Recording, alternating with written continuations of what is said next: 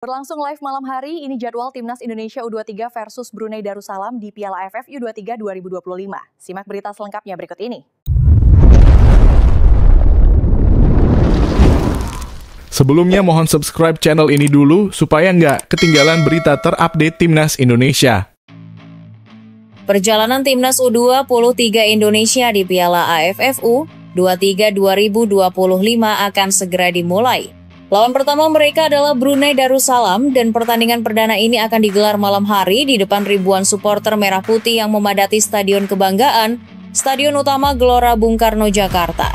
Sebagai tuan rumah turnamen, Timnas Garuda Muda punya misi besar, yaitu bukan cuma tampil apik tapi menguasai kompetisi sejak awal.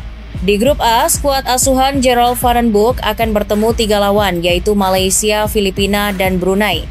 Tapi semua mata kini tertuju pada satu laga, yakni Indonesia versus Brunei yang akan jadi ujian pembuka pada ajang yang berlangsung 15 hingga 29 Juli 2025. Mengawali turnamen dengan kemenangan bukan sekadar harapan, itu kebutuhan. Apalagi secara catatan head-to-head, Indonesia punya rekor superior atas Brunei. Masih ingat laga terakhir di SEA Games 2019, Garuda Muda pesta gol 8-0, fakta ini jadi bahan bakar semangat bagi para pemain muda Indonesia.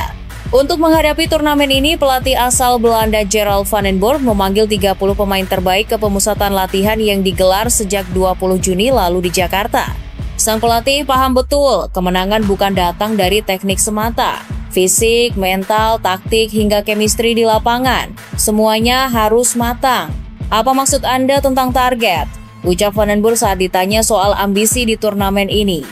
Kalau saya memulai sesuatu, maka target saya adalah menang. Saya pernah juara Liga Champions, juara Piala Eropa, dan saya tidak pernah bilang musim ini saya akan kalah. Itu tidak normal. Lanjutnya.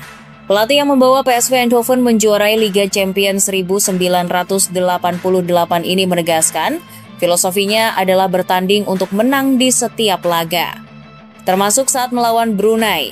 Van den Bosch juga menekankan pentingnya mentalitas juara kepada seluruh anak asuhnya.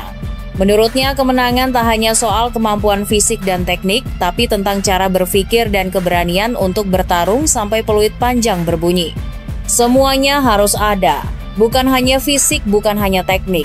Kita harus menyiapkan semuanya ini rencana total.